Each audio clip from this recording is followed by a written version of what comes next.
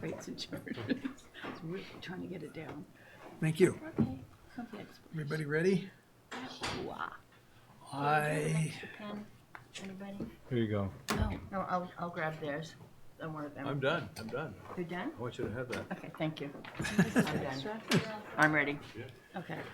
All right. Good afternoon. I'd like to welcome you all to the meeting of the Nantucket Memorial Airport Commission of January 14th, 2019. The meeting is being both audio and video recorded. And I would remind everybody that the next meeting will be at 6 o'clock on the second Tuesday of February, which is Tuesday the 12th, but it'll be at 6 p.m., not at 5 p.m. After that, we'll go back to the regular second Tuesday at 5 p.m. Thank you. Are there any comments on the agenda? Hearing none, it is adopted. Are there any comments on the draft minutes of December 11th? There was a small typo, and it's talking on the page 4. It says throughput instead of throughout for the, TSA, the meeting with TSA. I'm sorry, I didn't get your call. Say again? It is throughput. That's how they measure the word is throughput. Through what? Throughput. Throughput, okay, I How many never heard of passengers it. you can put through the checkpoint. It's Okay. government ease. Okay, sorry. I'm not reading as well lately anyhow, so go ahead, sorry. So is there a motion to approve the minutes of December 11th, 2018? So moved. Second. All in favor? Aye? Aye. Opposed? Carried unanimously.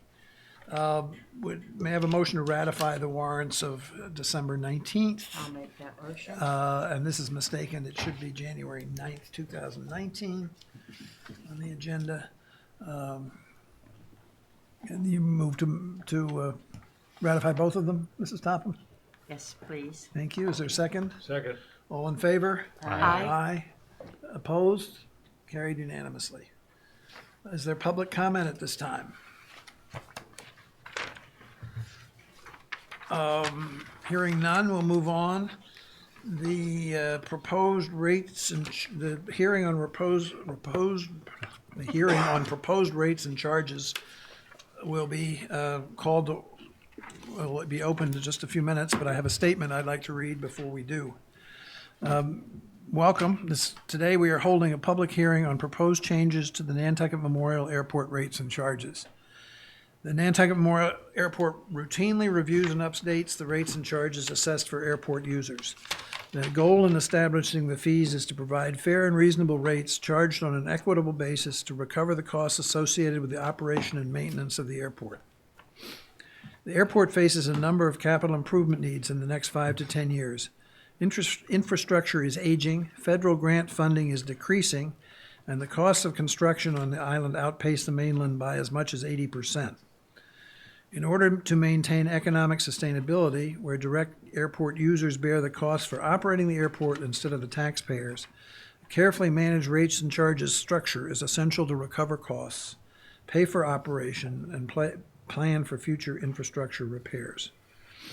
The current revision is part of an ongoing effort to identify and compartmentalize the actual costs of operating airport lines of business. As one might expect, the cost of staffing a fire station is higher on Nantucket than in Barnstable, and the cost of repaving an apron is higher than in the Vineyard. Despite these expenses, historical and proposed revisions to aeronautical rates remain lower than industry comparable airports and competitive for non-hub and small hub commercial service airports. Highlights of the proposed revisions include an increase to landing fee formulas that replace an increased burden on large seasonal aircraft and large general aviation aircraft, while applying no or minimal increases to year-round air taxis and small GA aircraft. An increase to seasonal air carrier terminal ramp fees and others to more equitably capture the amount of ramp space utilized by these aircraft. An update of the advertising products offered, a placeholder to establish a charge on TNC. What does TNC stand for? Sorry. Transportation Network, carrier companies. Companies, Uber. i.e. Uber and Lyft operators, when such fees receive regulatory approval. Thank you. I would now like to open the public hearing. Dan, could, I think we're gonna give a brief presentation. Yeah, but I think it should be as part of the public hearing. Okay. I'm just going to open the public hearing and then ask you to go ahead with the presentation.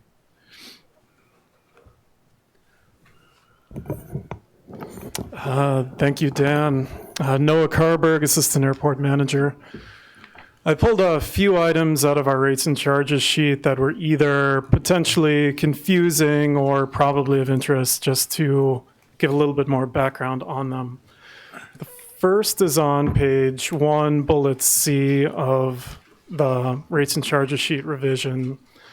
And this is the new and addition to our outdoor boarding area. It's not actually a rates and charges change. We have the metric on our existing rates and charges sheet of $10 per square foot for common space.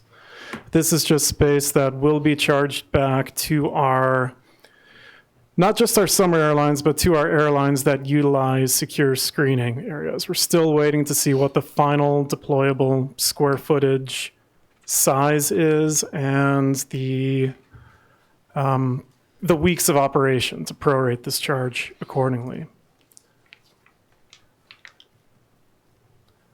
The second item are landing fees, which are going up. Of course, I did a presentation on this last meeting, and I'm not going to go through all of that detail again. I do have a couple graphs to follow. But our signatory carriers are going to pay rates of increase of about 3%. The landing fee increases to them, but our signatory exemption increases as well. Our non-signatory terminal user, so our large seasonal air carriers, JetBlue, Delta, United, and American, see an increase of 10%. For our FBO user class of under 6,000 pounds maximum takeoff weight, there's no change to the proposed $5 landing fee. And to our FBO user class of greater than 6,000 pounds, we have a 10% increase. Benchmarks that we've researched and we've provided, even with these rates, we feel that we're still 50 to 60% less than industry standards. Here is the easiest way to go back into the rates and charges history available to us is to take a single aircraft and look at what the charge was or would have been over a period of time, because we have been through 3 different rate methodologies. So JetBlue isn't in blue, JetBlue is in orange. I apologize for that, but the orange line reads on the left side of the graph. It's one of their colors. You're all right. Sure. It's their accent color. And the blue line reads on the right side of the graph. So Cape Air, our year-round signatory, even with this increase, is paying less than they were in the late 90s and early 2000s. Their rate has been kept low. On the other hand, a JetBlue E190, and there's a little extrapolation, the E190 didn't show up until 2009, but we can graph what it would have looked like. You know, the terminal seasonal user hasn't seen their rates keep track since, in quite a few years. So that's been our past history as far as rate change on these classes. And then on the GA side, again, a little confusing. The green and the orange lines read on the left-hand side, and the gray line reads on the right-hand side. On the GA side, the airport has had a different set of 3 rate methodologies, and they have generally been a little bit more consistent in applying rate changes to our FBO aircraft greater than 6,000 pounds. Reading from the right side of the graph, looking at, and I used the Falcon 900 and the Gulfstream 450 for those examples. Excuse me. Reading on the right side with the gray line, Cessna 172, I showed what that Cessna 172 has paid. But I also caution not to draw any major conclusion from looking at the Cessna 172, because going along with that, we've also charged different methodologies for a ramp fee. Ramp fees have gone up and down. They've been waived with fuel or not waived with fuel. So there really are three elements to look at for the under 6,000 pound class. And I have something available as a handout that goes in a little bit more detail about that. But I caution you not to draw a clear conclusion that the overall payment from a small GA user is markedly less than it has been. You say you don't want us to draw that conclusion. I don't think it's the correct conclusion to draw. I'm not entirely sure what the conclusion is. I haven't done all of the analytics, but ramp fees on page 3I of your handout. You'll probably notice there's a lot of red text, a lot of strikeouts, and a lot of new verbiage. Traditionally, Nantucket has provided a sort of an initial low barrier for seasonal air carriers to access the ramp and then use it for as much air service as they would like. We're fortunate that this has grown both in upgauging and number of carriers and frequency. And showing this by our 2019 JetBlue schedule frequency through the year. The gray line is last year. The black line is scheduled for this year. The orange line going across the middle is the industry average for number of turns per gate at 7. So each carrier at each major airport, the average of all of those, they utilize the gate for 7 turns each time.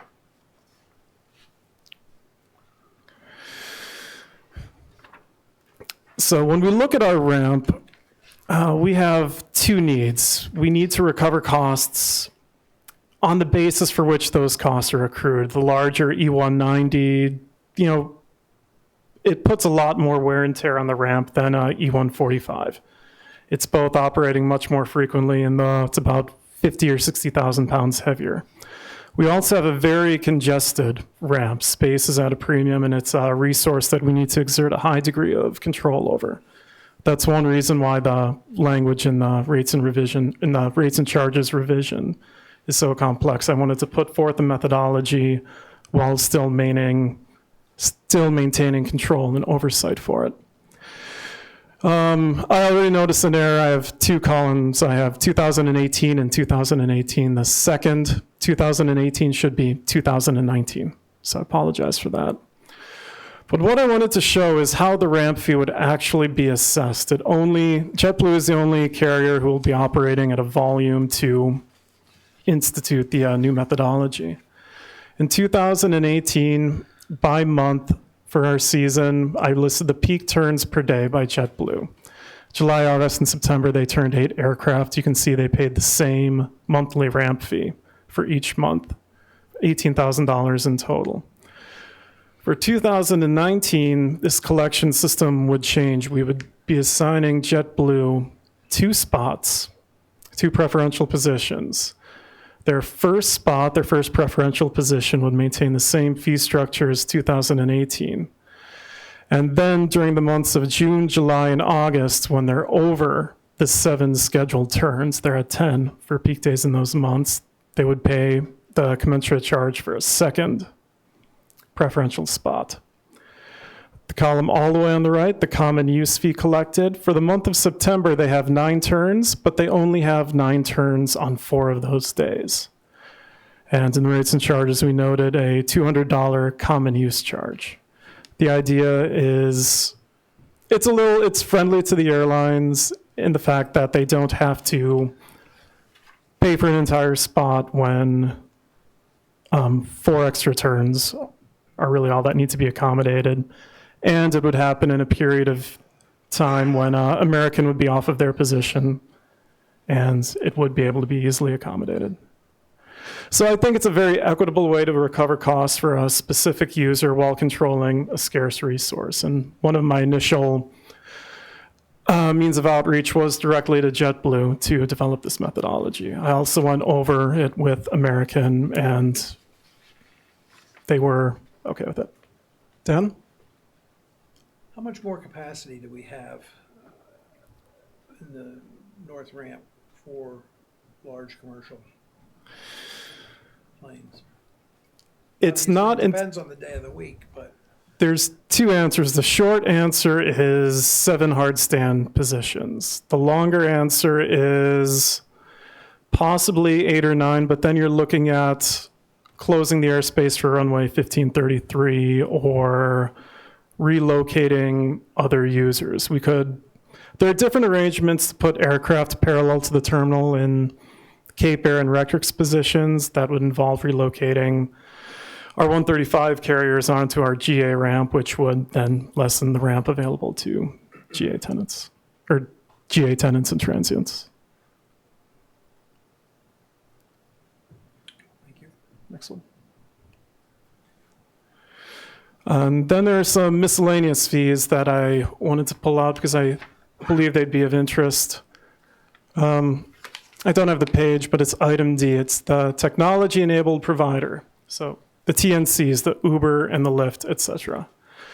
I'm asking you to approve a charge of $3.25 per originating fare payable by the application provider monthly and with the fare pending legislative approval. My recommendations for this fare is that we don't want to preempt state action. We can't actually start collecting it now because it's still illegal under state regulation.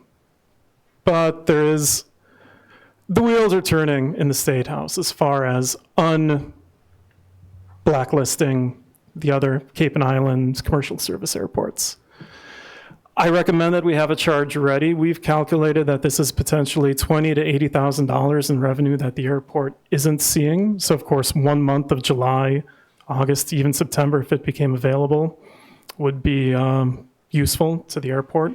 I wouldn't want to have to come back and reschedule a public hearing. How can you count the people that show up, Uber and Lyft people? I mean, you could, you know, and that would have to be charged directly to a company and There are systems. not here. There are systems where they'll put up a geo fence, and they'll have an arrangement with the company, and the company will pay directly, and then the collection company keeps a small piece and pays the airport.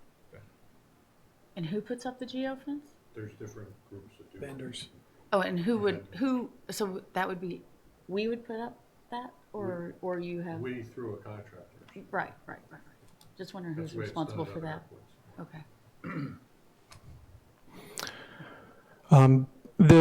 This rate, it mirrors existing Massport regulations, so it's something TNC providers are already doing at Massport facilities. And my recommendation is if and when this has been enabled and we're collecting it, we have a year's worth of data and then we adjust the charge as needed. We can make this equitable with the taxi cab companies. We just need enough data to understand what the average number of passengers is for a cab. A cab pays a $300 or $400 entry fee. We can prorate that and set a origination charge that's fair.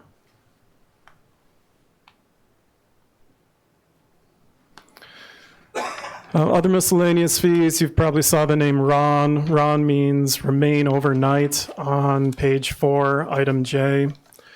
Most airports have RON charges for the privilege of allowing aircraft operators to park overnight, so we've instituted a fee system for that as well. We don't really anticipate using it. It's not stated here. What is it? Remain overnight. No, I understand that, but the fee itself is not stated. I believe maybe it's off on the next page. Well, where I it's, don't have an answer. where it's shown Oh, no, here, it's on mine. It's further. I think there's another. $15. See this one? It has a lot of red.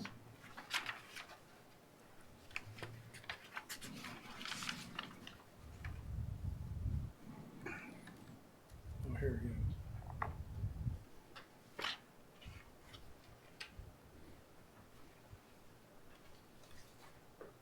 It's not, well, all right, it's not particularly clear to me, at least, in looking at this, this is,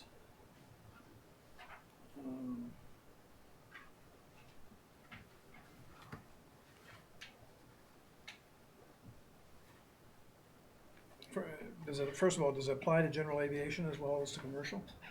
No, it only apply. We have a ramp fee charge on the GA side. This would apply to. This should only be in the non-signatory terminal section of the rates and charges. So these are seasonal users. And how often do they have some that are scheduled to remain overnight, or is that like, ooh, they got caught here because of weather? So good question. It would be based on schedule, or it would be based on an irregular operation. The airlines, they understand the cost and availability of hotels. It's very unlikely that, from my point of view, they would schedule a run, but it happens from time to time. Usually around July 4th weekend, United will run an aircraft.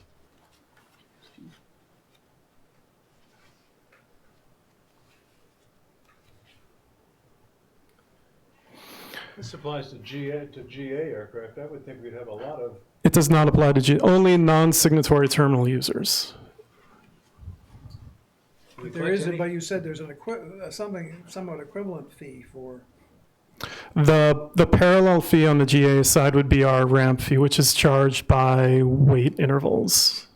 For example, aircraft on the GA side over 100,000 pounds, I believe their ramp fee is $775. 50,000 to 100,000 is $350, something along those lines. I would think we'd collect a lot of money doing that most of the time. Yeah, ramp fee is good fee revenue for the airport in the summer.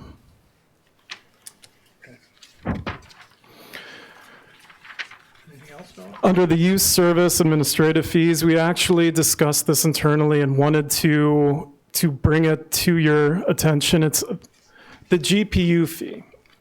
We currently, I believe we do not collect a charge for the GPU fee now, and we're proposing one of two options. We either continue zero collection for the GPU fee, or we charge $15 per GPU use. A pro to collecting $15 is that it is an actual cost recovery mechanism for an item that, an operations staff member has to trailer up to and tow to the aircraft and service.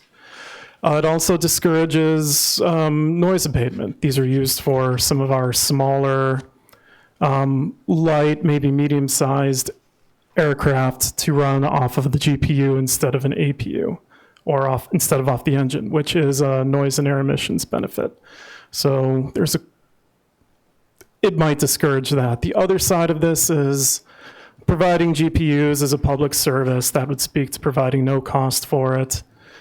The other idea to providing the GPU is that our fleet size has transitioned into larger aircraft where our smaller GPUs are actually not capable of powering their avionics and conditioned air systems. And it doesn't allow for cost recovery. So basically, I presented to you the debate between the two charges. And advertising, Recommendation? no. Tom, can I punt and defer to you? I have my recommendation, which would be, it would be Well, to, maybe we better hear from Mr. Rafter. I would go with the cost recovery of the $15. So how many tenants might use that?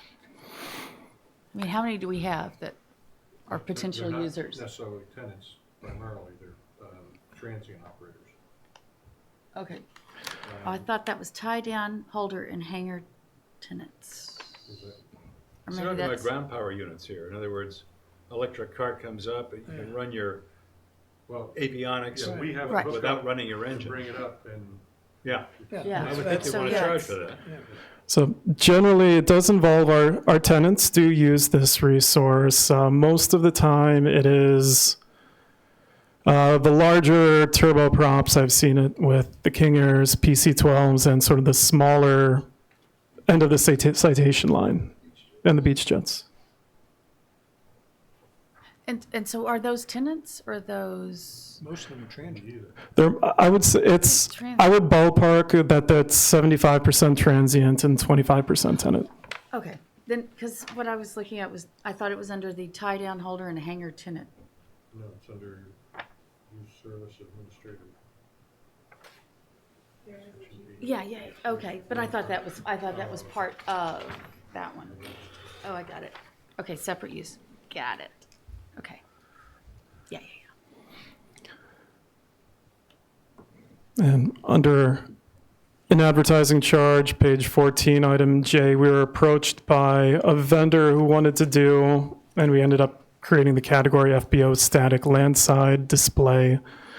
I believe he wanted to have a number of weekends in the FBO parking lot with a modified Airstream. So we thought we might as well go ahead and create this category. We have had some interest if for boat displays or for luxury car displays on the land side. And one item that's missing for this is we did add our Wi-Fi splash page. So if you're at our airport and you log on to our Wi-Fi, we have branding rights available for that page.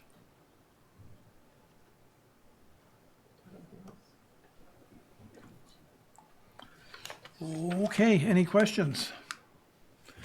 Is there public comment on the proposed changes to the rates and charges? Hearing none, I will close the public hearing and open it up to discussion by the commissioners. Are there any comments? Yes, it appears to me that in the future, our ramp space at a high premium, we would want to charge more money for people that are RONing their aircraft here, and I don't know how you feel about that. In other words, I don't see us expanding our ramp space too quickly around here, especially we're buying ourselves a noise problem as we get down toward. We've got other things to pay for first, too. Right. In other words, that's the back of our interest level. I'm just wondering how much more we can collect ramp fees and landing fees to enhance our revenue. We have looked at that, and the idea that we've put forth internally but haven't taken steps to act on is a surcharge on the GA ramp fee that would be specifically allocated for a GA ramp expansion. From a AIP funding side, GA ramps are so low priority. It's an item that's going to be very hard to compete for discretionary or even entitlement use money. The idea behind and I make up the term restricted fund, is that it's money collected from a user group that eventually goes back to something that services that user group. But I believe, as you noted, it is going to have to be self-funded or internally funded. Yeah, I have no interest myself, I'm just speaking for myself, in increasing the size of the ramp. You know, that's a lot of money, and the use in that's pretty low. If I might pick up on your point, Mr. Buscarin, is there some way to, I mean, obviously, I don't think we can do it today, but is there some way to structure these charges to disincentivize people hanging around? That's another good question, and it's been done more, it's been looked at on the commercial side, and the answer, the phrase is a peak pricing policy that is not unjustly discriminatory can be allowable, but that implies revenue neutrality. So there are cases where operators have been able to charge more. I believe LaGuardia has a increased fee associated with departure during their peak hours, but that fee is then reduced from off-peak hours. So all it would do is it might not do what's accomplished, and it would have to end up being revenue neutral. Well, I mean, is it worth trying?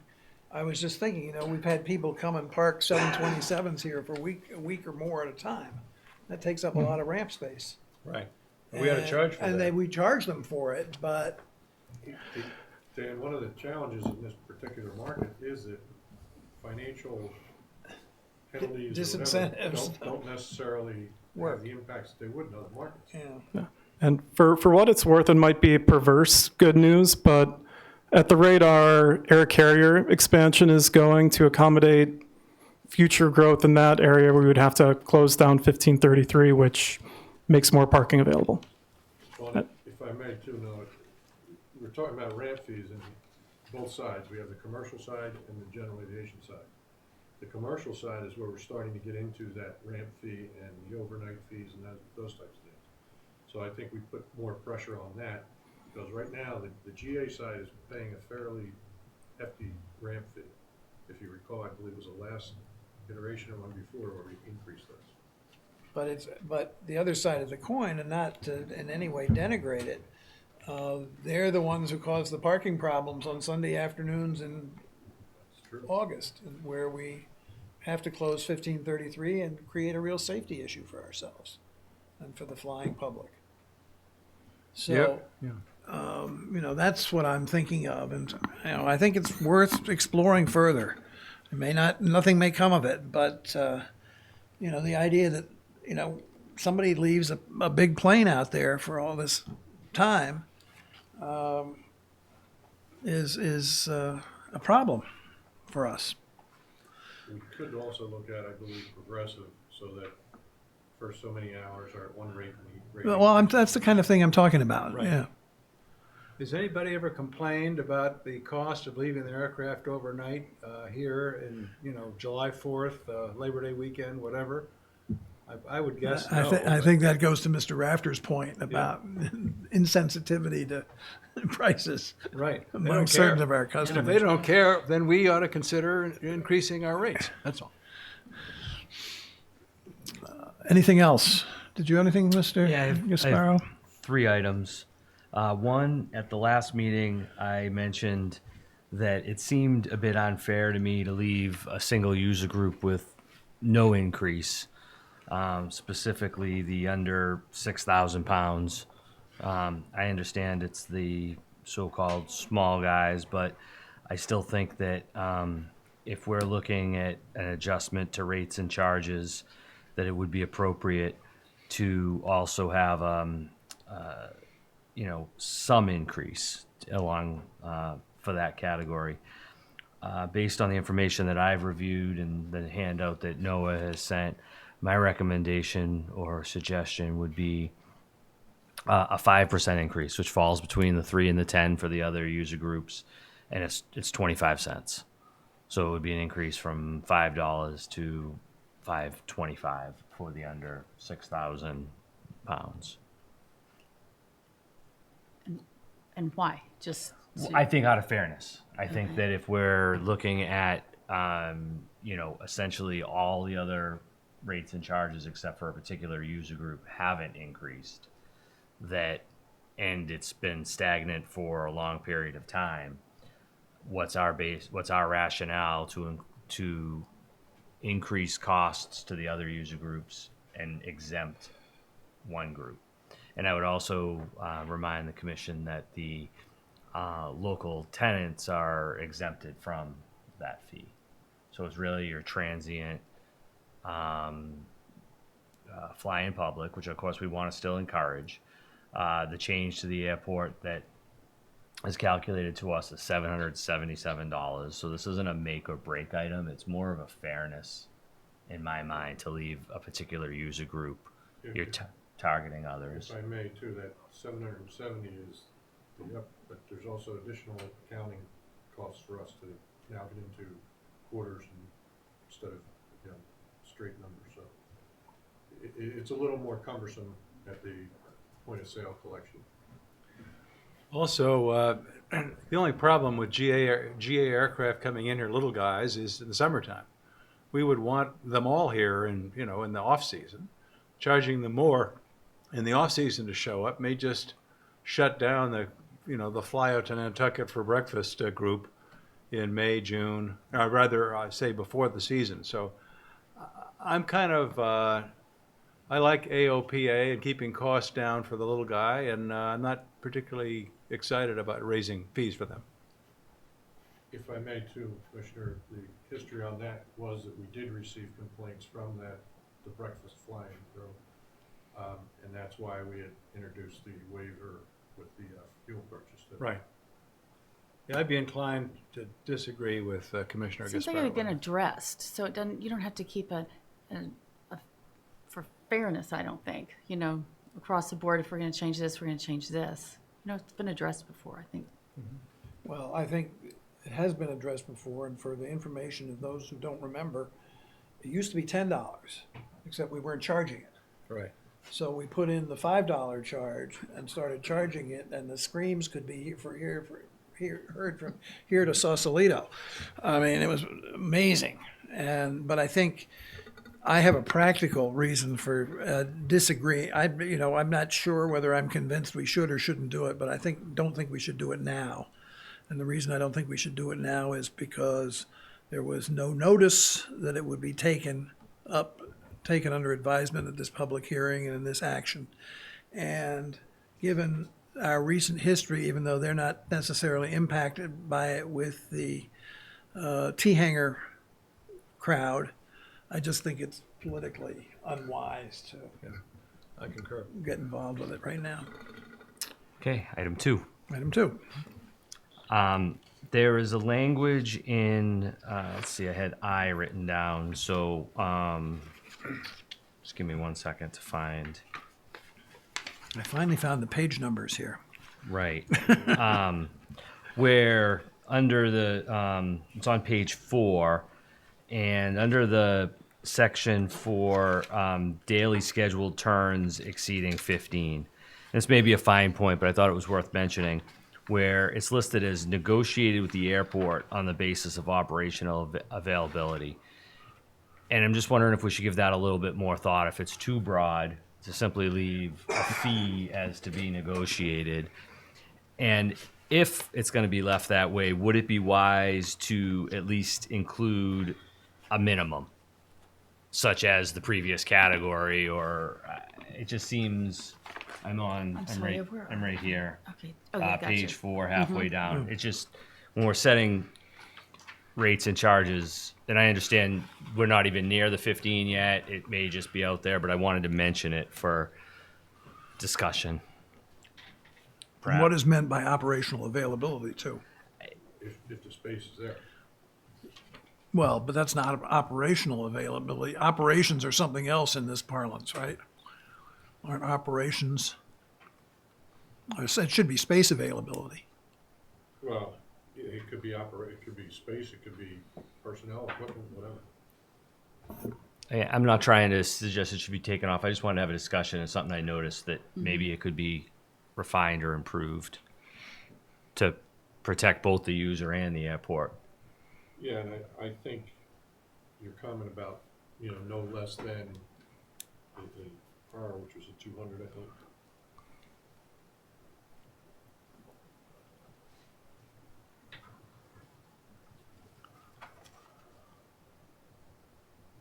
We can't make it, yeah, it's no less favorable.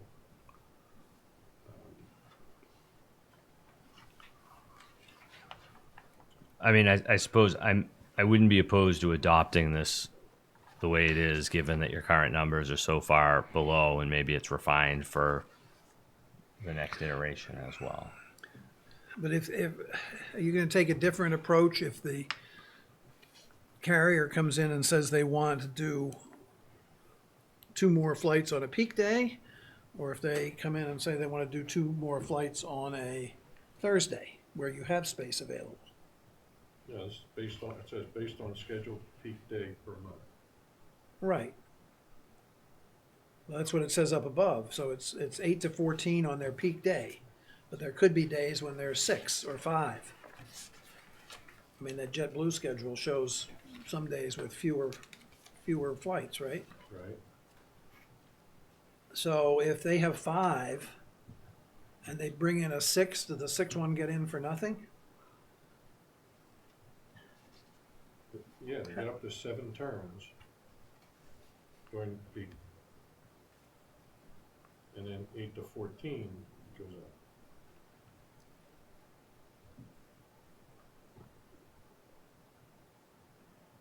I mean, maybe, if I may, for discussion, back to the concern with availability and limited resource, at that point, it should almost be a greater charge, right? Because it's going to be, it's going to generate additional congestion and costs related to the staff. If they have 7 scheduled and they decide to do 9. Well, I'm actually thinking like if they go to 16. Well, that's worse. But the present scenario would fall in the second category for the most part. But if they add 2 or 3 more flights within that category, if they start with 7 or 8 scheduled and move it up to 10 or 11, it's, from one perspective, it's very nice, but from an operational standpoint on the ramp, it's probably gonna be a nightmare. Right, Tom? Yeah, and if I'm not mistaken, no, that's why we had the break point of 8 to 14, because we're fairly certain we could handle that. But the other's gonna be interdependent on other schedules and what's happening at the time. And what other airlines are doing. Right. So it may be in 1 month that they could put in up to 15, if the space available. And what do you charge them? Whatever we want. Well, that's- No, but that's a good point. Yeah, exactly. If I may, Mr. Chairman, if we have another carrier who wants to take it, in addition to JetBlue, who wants to take advantage of a second preferential position, or if JetBlue exceeds the 14 or 15 number that we have been under discussion, the likely response from the airport is that we would have to institute a common use scheduling system, and that would inform what the costs were. That would have to come first. Yeah, Because it would be the such a way it large is change. Now, if they started out with 8 scheduled at peak, they could go up to 14 Correct. at the same, no additional cost. Correct. So 3,000 a month for the first position, 3,000 a month for the second Extra 6 could position. be the straw that breaks the camel's back. At least from a payment standpoint, we should be getting more money.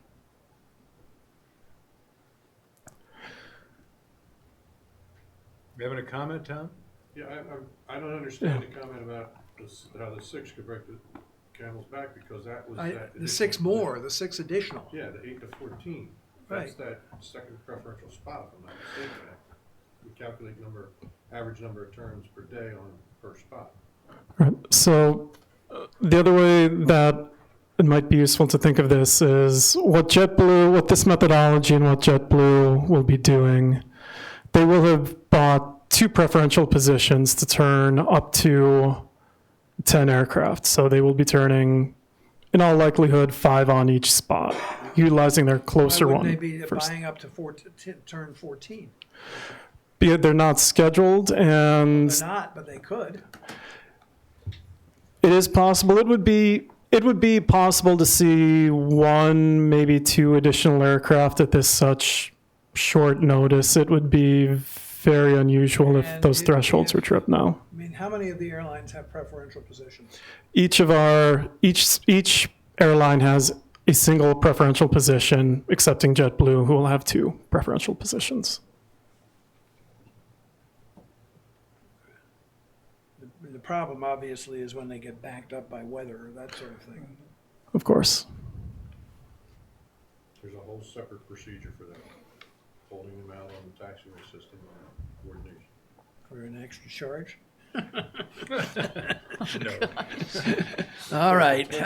I think, have your question been answered, Mr. I Gaspar? don't know that it has. I'm just wondering if we should add negotiated with the air and maybe a follow-up line that says maybe $5,000 per month of operation paid in advance. In other words, a minimum. 5, yeah. And You know, 'cause I would that- actually take out on the basis of operational availability, I would take that language out and just say if they're more than, I really prefer to keep that in, because if we take it out, we have to provide it if they pay that money. If we say it's not available, then it's not available. well, then I'd say, then I'd just say subject to availability. Okay. Everybody agreed with that? Yes. But keep the dollar amount in? Yeah. I mean, put the dollar amount in. Put the dollar amount, Yeah, and make then it 5,000, and then subject to- subject Yeah. to availability. I just don't like to leave it negotiated. Right. And then the one other was under the special events, which obviously we've I had a question too.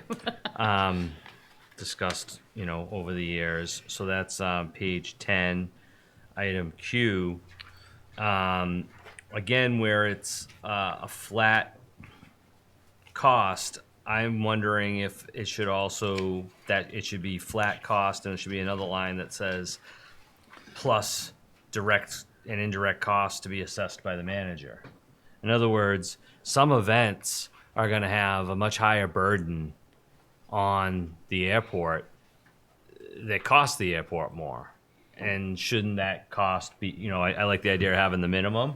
And then in some of the events, the airport manager may say, well, look, they had And that's, 40 people. I think that's what we're saying, in the paragraph, it says plus reimbursement of associated airport expenses. That does it. Sorry. Thank you.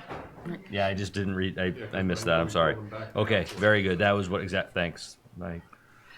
And I had a question on that. So permits are limited to existing tenants. So can tenants sponsor others? As like if an outside organization wanted to have an event, is it available to be sponsored by, or is this just the tenant having their own party? That's a very good question. I thought the intention was it was just the tenants having their own party. We decided That's just the what tenants. Yeah. I never even expected it that way, but. Right. No, but I mean, the Direct film and festival could independent. go to somebody else and say, will you let us in your hangar? Yeah, because then there'll be 7 out parties all. Right. Or what happened last year, right? Yes, Yeah. yeah. But how do we control that too? You can say right in here that airport tenants are not permitted to. Sublet. Well, they have to file with us a request for any special events. And Yeah, but they don't have to tell you that it's the film festival, do they? Depends, we require a lot of insurance and plans and contact information. We require a lot of detail from them. All right, well, if you're satisfied, I think. I'm okay with it. I just missed that next. Yeah. I just want to make sure that it was every event's not the same. It's a difficult question because let's assume for argument's sake that a tenant is a chair of a organization and wants to have an event for that organization as well. That's a tough one to. And Right. how many events do we have that are not outside people? I mean, how many tenants really throw parties in their hangar or? Well, we have one before us, I think right now, a request from a tenant. And it's business after hours for the Chamber of Commerce. But it's a tenant who's a member of the Chamber of Commerce. So, This is like, can be case by case, yeah. because it's up to you. And At the I will say that discretion, The so. last one we did before we put the restriction on it, and I forget who it was exactly, but I do recall that they did everything, Nantucket project. yes, and they did everything by the book and gave us everything and anything we asked for in terms of plans, coordination. There was a little bit of trash left over, but they eventually fixed that. And we made money on that one? Yes, well, we recovered our costs and charged accordingly. Whether we made it.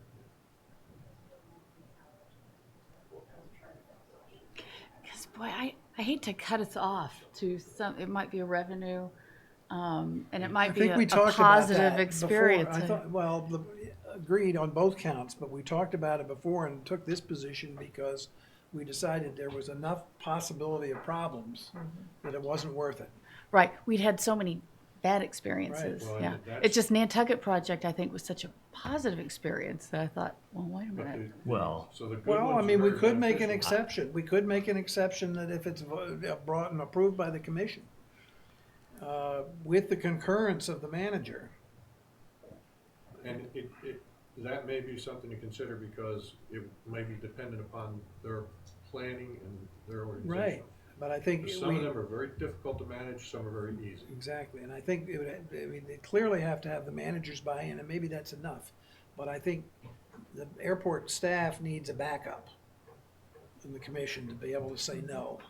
Right, So if we're gonna change this along those lines to open the door a crack, my personal opinion is it needs to be done in those terms. I agree. right. Or assure that we make a profit or they're paying for, accordingly. Because if it's costing, pulling our resources away. Right. But I just thought such a positive experience, compared to what we had. And I think it's a large venue, could be, a unique one for, somebody who really wants to have a party. The I place think- I'd like to see parties is in the summer baggage area. I mean, that'd be a great place to rent out for parties.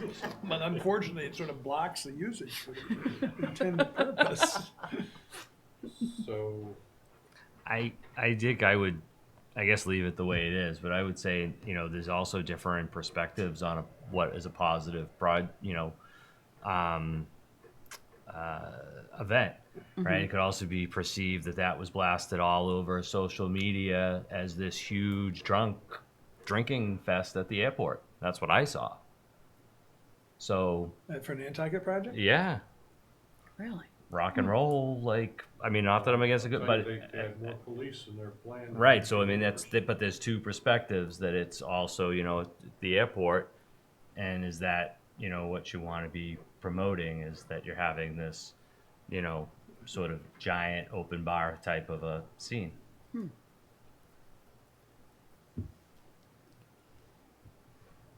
Yeah, I was there. It wasn't like to me, it was a big drunk fest. Yeah, I wasn't there. I only saw it. So again, it's was- perspective, right? By how it's maybe portrayed. Rumors. Rumors. Well, does anybody wish to make a motion to change the policy as it's written? No.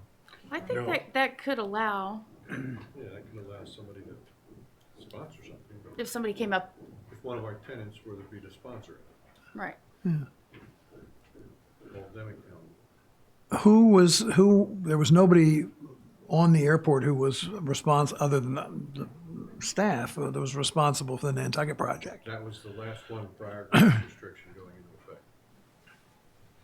But if the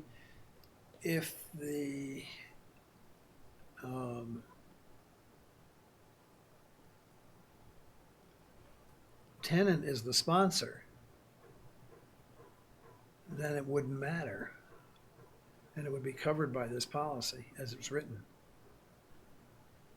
In other words, if the Nantucket project went to Marine Home Center and said, "Can we use your hangar Right. for this thing?" And Marine Home Center is willing to put themselves on the line to serve as the sponsor of the event, would this cover it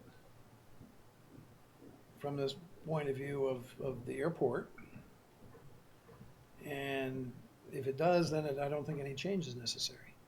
Well, and also understand that we don't just approve them. They have to submit Right. all types of detail to us before we even give them approval. So it's not- I'd rather it's let not it gonna go prove as it is, and if it comes up through a tenant, then we can deal with it, and we can turn it down if we have to. How many man hours did you figure for the Nantucket project from our staff? It was fairly significant. That's Don't what's been have my the exact concern number, all but I'd along. say But if- 15 to 20 man hours. If the tenant is responsible, I it understand. would make a difference. And I it, think- it, Dan, that matters, it doesn't matter. It's not necessarily who it is, it's how organized and how well planned out. Yeah, I get it. I get that. If you go to the microphone. Katie. Oh. Oh, she's sticking up. I thought maybe that would deter her. She's gotta get up No, sometime. she's not kidding around here. So I would say You can that lower the microphone. And identify yourself, please. Katie Perales, office manager. I would say that one of the struggles that we had was not just did the costs that we were proposing to non-tenants cover what administration was doing. One of the issues was also, do we have the administrative time to be able to appropriately and safely do these types of events with the staffing that we currently have. So I think that was just one of the concerns. I think that if we go through tenant, like Dan and Tom were mentioning, then even if it is another organization that is involved. The idea is that we're only working with the tenant who has more of an understanding of the airport, its regulations, and how things work. And we would not, be working with an entity that doesn't have, that isn't a tenant. So, for example, if it's a chamber, the tenant is who we're dealing with, not the Chamber of Commerce. Thank you. Makes sense. Does anyone have any questions for me? Oh, you're still standing? Sorry, sit down. Thank you, Ms. Perales. Anybody want to make a motion to change the policy? Hearing none, let's move on. Do you have anything else? Anybody else have anything? Just one nit. Wi-Fi landing page. It's really the website homepage that we're talking, is it? No. Do we have advertising on the website? We don't currently. Why don't we? No, but this is for, if you're in the terminal. All right, I do understand, I now do understand the distinction, but essentially it's, why wouldn't the same thing apply to the website? I guess we could sell advertising. I don't know with Civic Plus, can we do that or not? We certainly could. We don't currently. We have an approximate idea of how many people log on to our splash page, so it's something that's marketable and valuable. We don't, but could find out what parts of our webpage are most often used and see what that pricing would be realistically. Why do we put that in the hopper for next time? Of course. I don't love the idea of advertising on a municipal page. We're a business, we're not a municipality.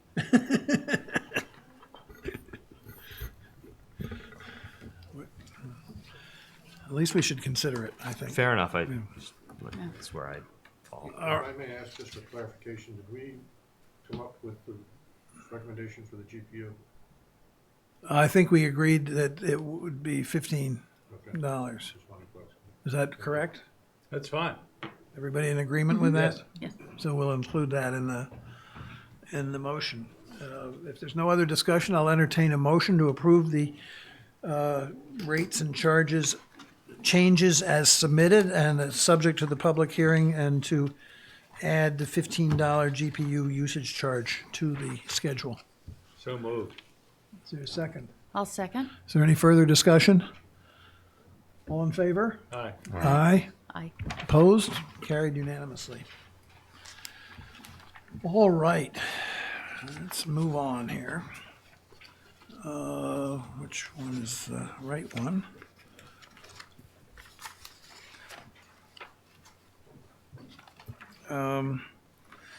We've got leases and contracts, Mr. Rafter. Yes, the first is a catering license with the Taste of Nantucket. It's a $1,500 business fee. The next two are also business fees, and one is for New England Aircraft Detailing, that's aircraft cleaning. The other is Sales Seafood, a beach license agreement for catering events on Belvedere Beach. Next we have is a contract with Team Eagle for $23,140 for replacement of a bumper turret on one of our ARC vehicles. The next three are contracts with McFarland Johnson task orders. The first one is $109,800. That's for design, bidding, and limited construction support services for the seasonal hold room phase 2 improvements. The next is for $19,800 for the south apron noise and air analysis. And the third one is with McFarland Johnson for $25,900. That's for specification preparation, limited construction support services for runway 624, paint and rubber removal, and pavement markings. And the last is still pending, where unfortunately the last one listed on the items here is for the security design, and that we're still awaiting a response on our request for a grant application, but unfortunately due to the federal government shutdown, those have been put on hold. Any questions? Is there a motion to approve the 2 license agreements and the 4 contracts? I'll Three make that license motion. agreements. 3 license agreements, sorry. What's the third one? Oh, the Taste of Nantucket, Taste of Nantucket. that was added, yeah. So moved. I think Mr. Buscarin moved it. Oh, Oh, second. is there a second? Thank you. Any further discussion? All those in favor? Aye. Opposed? Carried unanimously. Thank you. All right, moving on to the general fund repayment proposal. Anything on that? There's been no change. I will be circling back with the finance director to see if they've reached out to DOR for their approval of the agreement.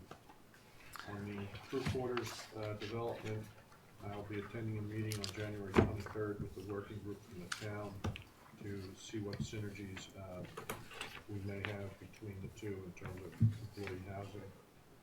And on the Nantucket Memorial Aviators Wall, we're working on a plan to expand and refurbish the existing wall, and working with Lisa, who handles our art program, and Johnny Gillenbrave. May I ask a question? Do you have any date? I've gotten a call from the family of John Lochner, and do you have any concept of how long this will take? I don't, but I will get back to you and find out. Thank you, I appreciate that.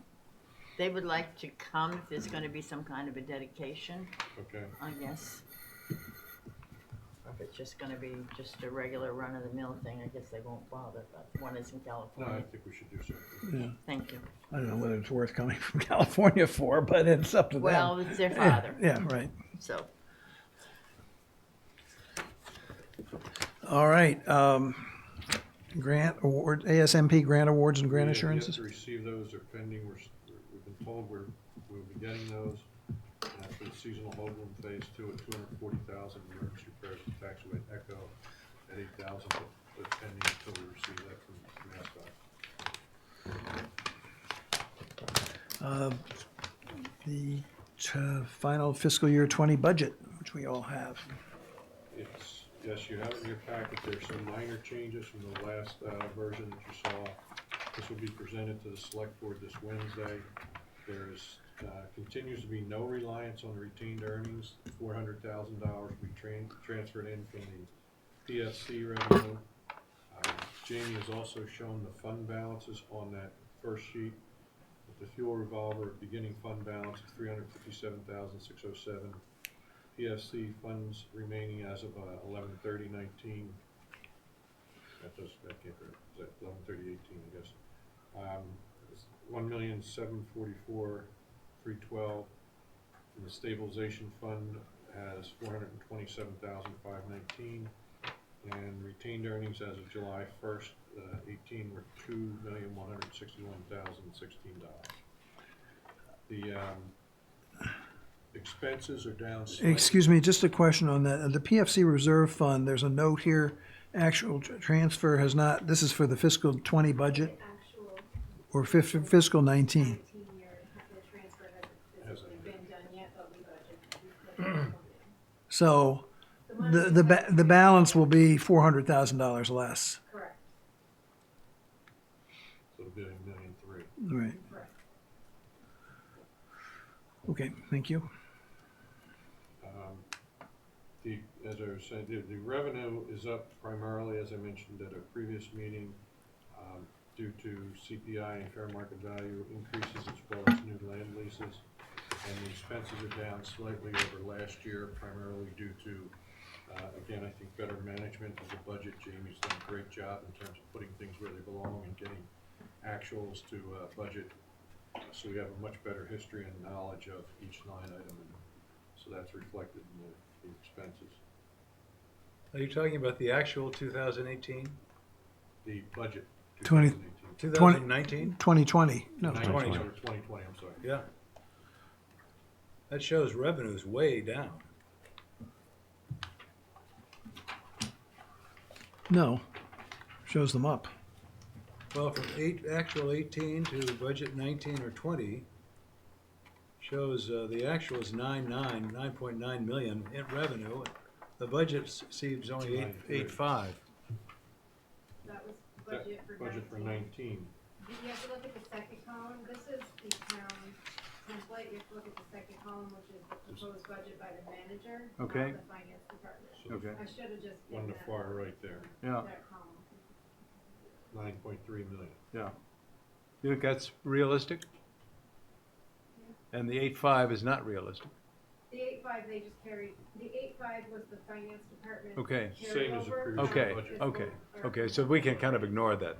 Because of the reason it's up is primarily because of the real estate leases and so forth that have kicked in. Right. But Tony, to your question, what happens is the town just takes the information you have from the previous year, put it over there. Right. And then we take the information. So it's kind of an artificial figure. Yeah. And not realistic. Okay, good. I'm greatly relieved.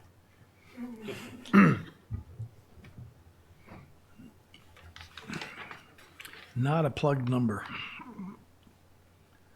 I will reiterate, this is the first year since I've been here that there's no reliance on retained earnings, so I think that's. Well, hooray for that. Yeah.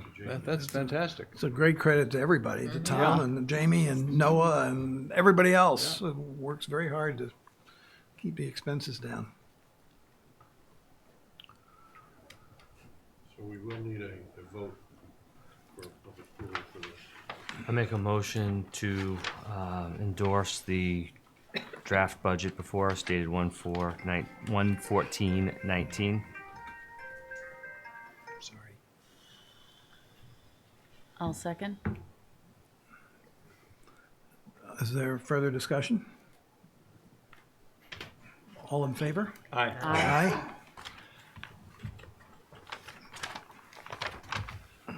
Sorry about that. Okay. Manager's report. On the project side of the house, we have, as we discussed a little bit earlier, seasonal hold room phase 2. That will be going out in 4 bid packages, which will be the tents, the floor system, the electrical, and the fencing. The concept this year is to have 2 tents, a larger one for JetBlue and one for American. It's a much better design. The floor system is bringing up out of some puddles that we had out there last year. The ticket counters will be made in-house by our staff, and we have some ideas of how we may be able to attract people out to utilize this facility better. With the new JetBlue flights, this is going to be an absolute necessity. We're also looking at a post-screening concession in that area, and we're working with the regulatory folks on that. We have, as you approved earlier, the contract, runway 624 paint and rubber removal. We're closing out the FIDS project. We're waiting response from FAA on the geometry ALP update, and the EIS work has begun. Our ARF doors are scheduled to be repaired in late February. On the RFP and bid outlook, Katie has done a tremendous job on getting a lot of things accomplished before she goes out. And she's got the on-call airfield electrical bids out. They're due back February 4th. Fuel farm inspections are also due back February 4th. The fuel supply RFP is due out soon. It's been reviewed by town. Under review is a bid that we received for 143 Old South Road. We received a bid for the old fuel truck 8 and awarded that. And the HVAC geothermal services is at town for review. And I believe Katie's got at least one more she's going to clean up the IT services hopefully before she leaves. And you also have one for the fuel farm repairs, right? Yes, fuel farm rehabilitation. The design work, we will be presenting a McFarland Johnson task order to the commission. We're going through the scope of work with them and proposed costs now. So we'll be presenting that hopefully at the next commission meeting for them to begin design work for the fuel farm rehabilitation. On the operations side of the house, as many of you know, the federal government shutdown, it fortunately for us has not had an impact on us, but we do have a number of federal workers working at the airport, still providing service to both TSA and air traffic, and I sent them both thank you letters. They're still standing up and doing a great job. There's a national concern that the longer this shutdown continues, the impacts are going to get more significant. the top folks in all the agencies are subject to or may be looking for other work and may leave the agencies. And there's no certification and training being done of new employees, whether they be TSA agents or air traffic controllers. So even though you have retirements and people leaving, there's no pool coming from below. So there's a very serious concern of slowdowns at airports with screening. Again, we've been very lucky, and timing for us is critical. But one other thing that I didn't think of until it was brought up at a conference I attended recently, but you know, there's a pilot shortage. Well, now there are no pilots being certified or approved because that branch of the government's not working. So it's impacting the industry across the board. On the statistics, do you have any questions before I go on to statistics? The operations down 43.3% last November, down 22% year to date. The GA operations were down 24% for December. And what you're seeing here is a lot of decreases, but overall the net employment may be at a plus when we get done because of the season. Employments, though, were down 15.3 for November, but still up almost 7% for the year. Cape Air saw 6% decrease in employments, Nantucket Air down 38%, Tradewind was up 21%, and Retrix was down 19%. In the Boston market, Cape Air experienced a 9% decrease. The Bedford traffic continues to increase and was up 8%.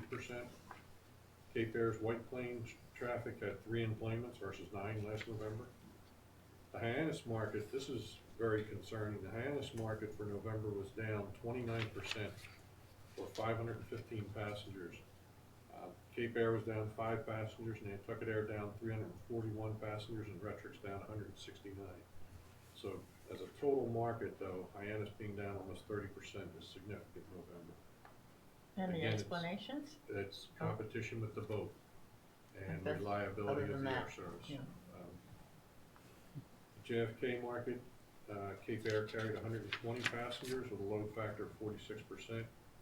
LaGuardia market. But that does not include any people they carry from Hyannis, No, it's just. because the employment. flight starts in Hyannis and comes Yes. here, so. And LaGuardia Retrix carried 16 passengers on 8 flights.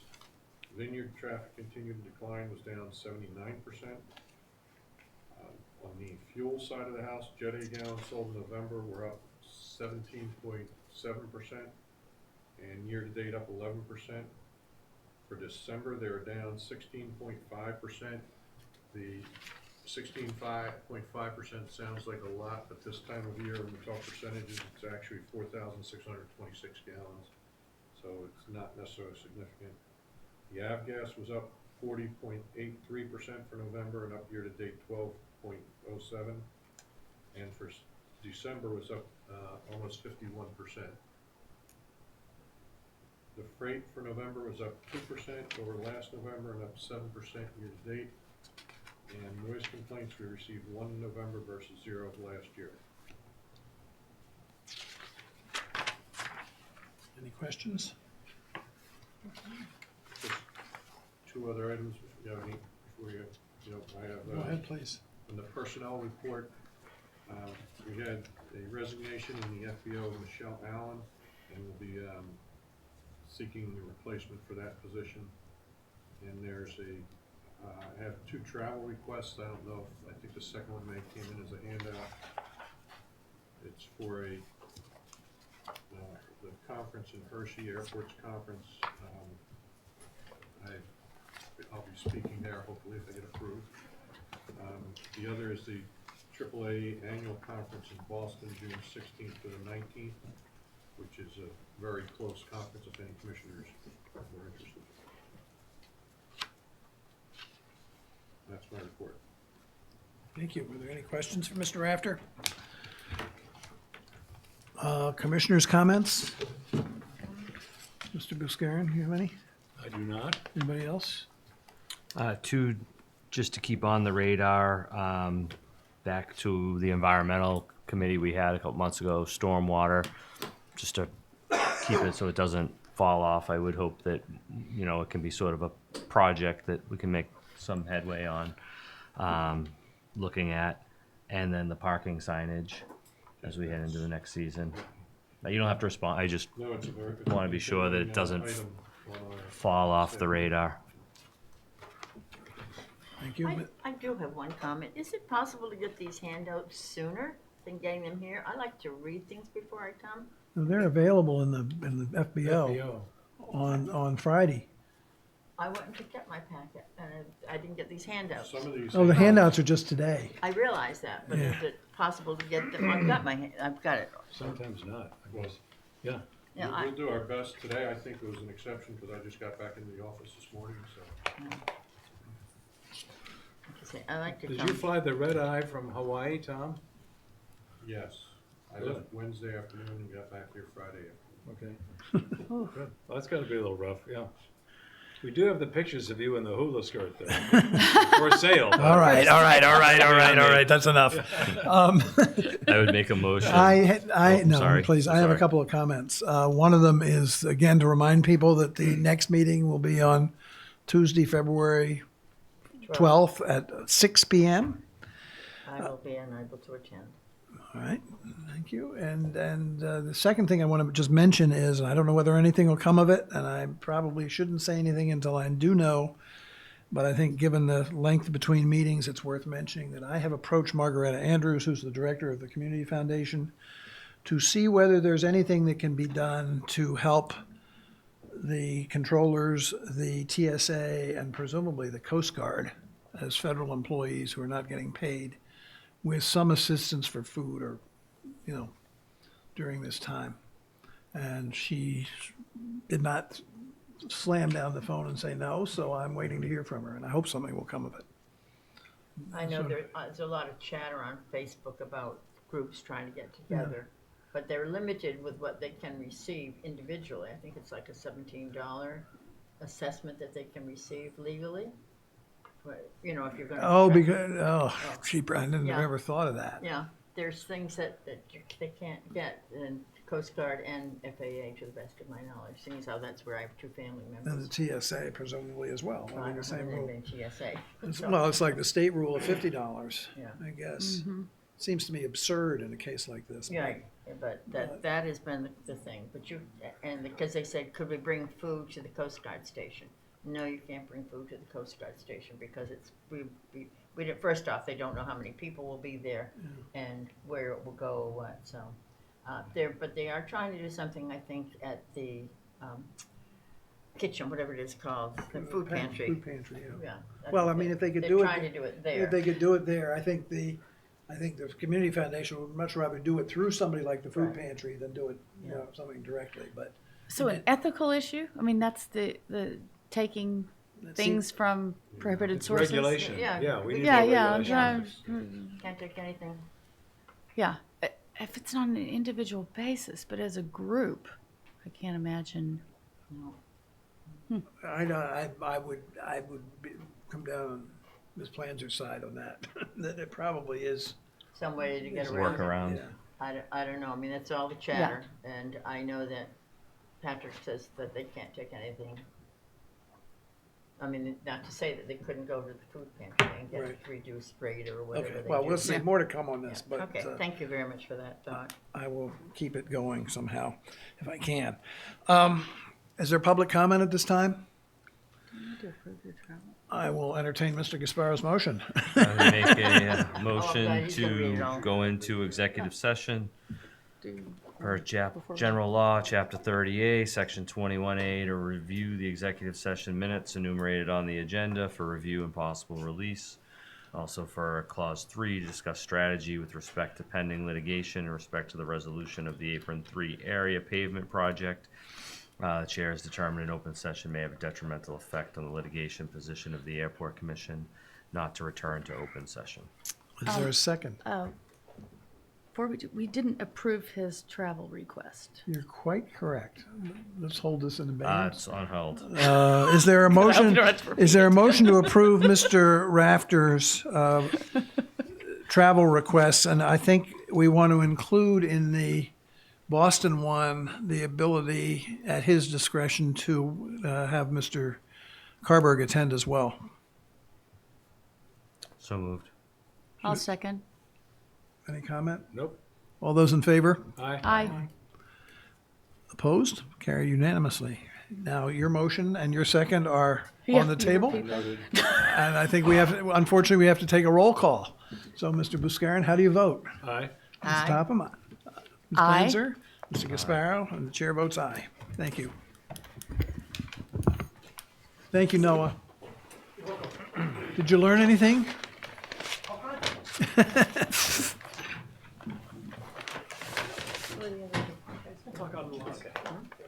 Thanks for coming out, boys. We're big fans of. What's your new name? Richard, did you say?